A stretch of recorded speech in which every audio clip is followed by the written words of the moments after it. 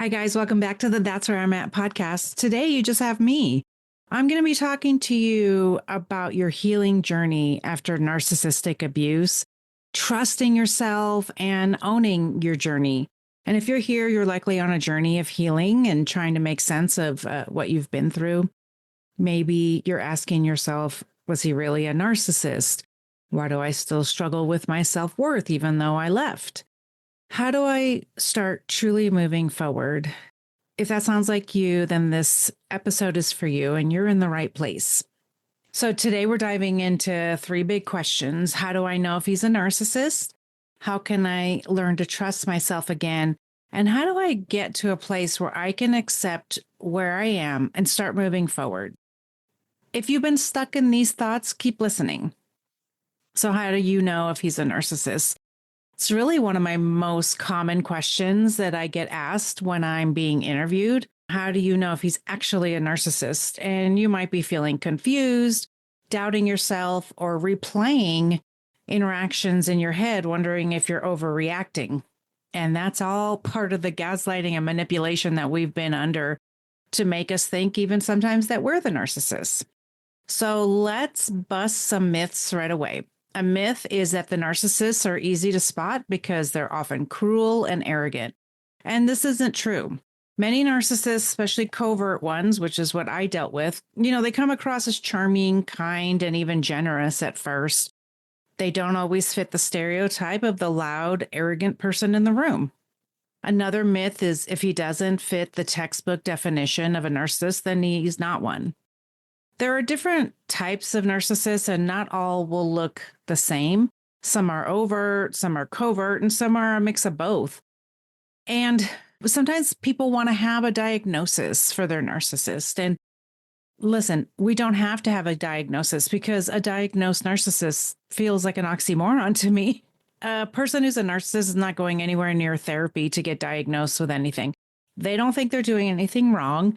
And what I heard in my marriage was if you have a problem, you should go to therapy because you're the one with the problem, not me. And he even said, handing me those red flags on a silver platter, I don't have anything wrong with me. I have nothing to work on. Like, we all have something to work on. Another myth is that a narcissist can change if he really loves you. And no, real change requires self-awareness, accountability, and deep work. And narcissists rarely see themselves as the problem, which means they're unlikely to change. And this has nothing to do with how much they love or don't love you.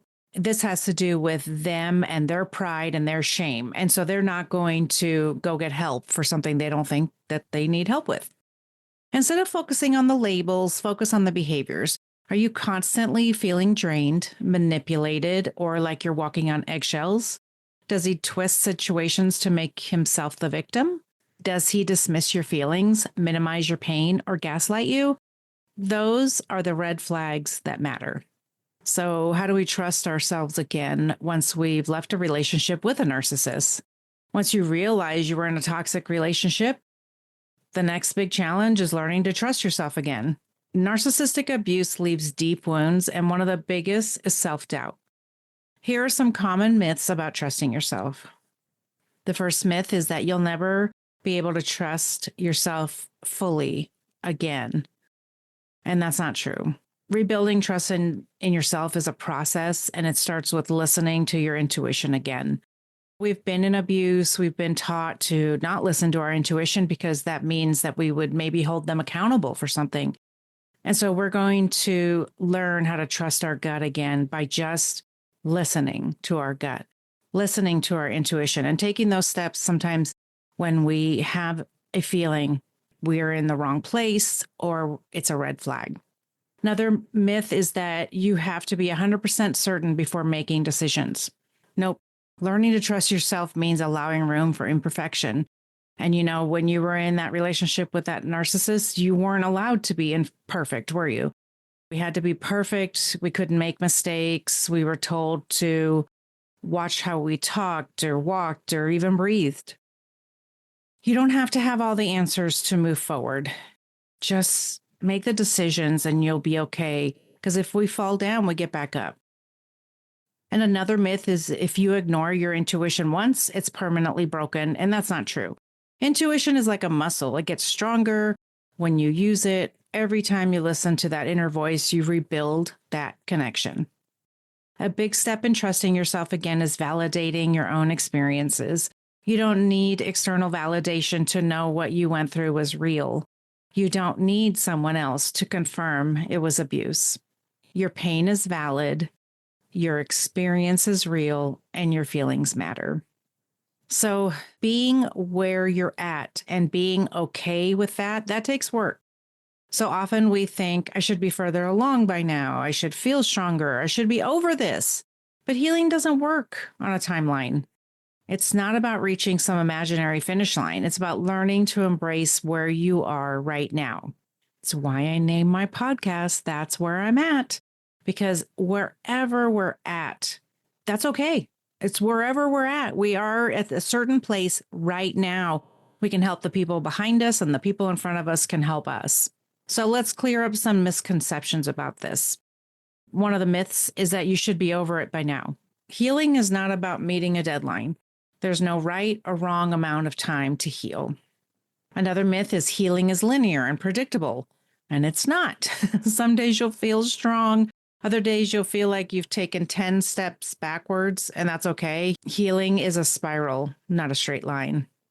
And another myth is if you struggle, it means you're weak. No, struggling means you're human. It means you're processing. It means you're growing. Where you are right now is okay. You don't have to wait for the perfect time to start moving forward. There's no perfect time. The only time that matters is now. You know, if this episode resonated with you, I want you to know that you don't have to do it alone. Healing after narcissistic abuse is hard, but you don't have to figure it out all by yourself. I've been there and I know the way through. And that's why I created the Midlife Reset Masterclass, where we go into all these myths and feelings at a much deeper level. It's a 10-week program designed to help you rebuild your confidence, set boundaries, and create a life that you feel safe, free, and joyful. You don't have to stay stuck in survival mode. You deserve to thrive.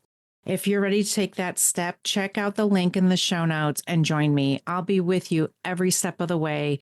We're going to go so deep with all these things, and I am going to show you what works and what doesn't work on your healing journey. Thank you for being here today. Remember, you are worthy, you are healing, and you are not alone. And I am always here rooting for you. I'll see you in the next episode.